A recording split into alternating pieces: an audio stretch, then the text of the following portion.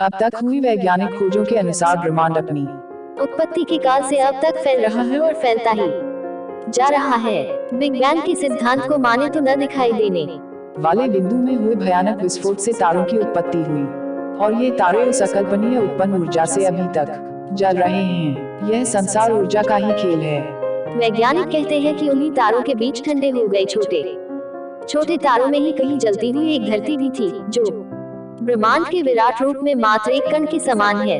करीब करीब 400 करोड़ साल पहले आग के गोले के समान इस धरती पर एस्टेरॉयड की टक्कर से ऊपर अंतरिक्ष में आसपास बिखरे टुकड़ों के इकट्ठा होने से चांद बना। चांद के बनने से धरती पर एक नए युग की शुरुआत हुई। यह युग था धरती पर मौसम की शुरुआत का युग। चांद धरती को स्थिर रखता है और उसके मौसम को भी बनाए रखता है। चांद के होने के कारण ही धरती अपनी धुरी पर अच्छे से घूम रही है। दरअसल जिस टक्कर से चांद बना, चांद के बनने से धरती पर एक नए युग की शुरुआत हुई। यह युग था धरती पर मौसम की शुरुआत का युग। चांद धरती को स्थिर रखता है और उसके मौसम को भी बनाए रखता है। चांद के होने के कारण ही धरती अपनी धुरी पर अच्छे से घूम रही है। दरअसल जिस टक्कर से चांद बना था, उसकी वजह से धरती एक और मुड़ गई और उसकी वजह से धरती को एक और चीज मिली, वह थी मौसम। धरती पर जीवन के विकास के लिए मौसम का होना बहुत ही जरूरी है।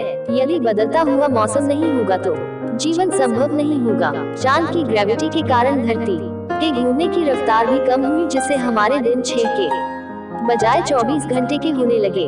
440 करोड़ साल पहले धरती पर इतनी गर्मी थी कि तरल पानी रह ही नहीं सकता था, लेकिन वायुमंडल में पानी की भाप थी।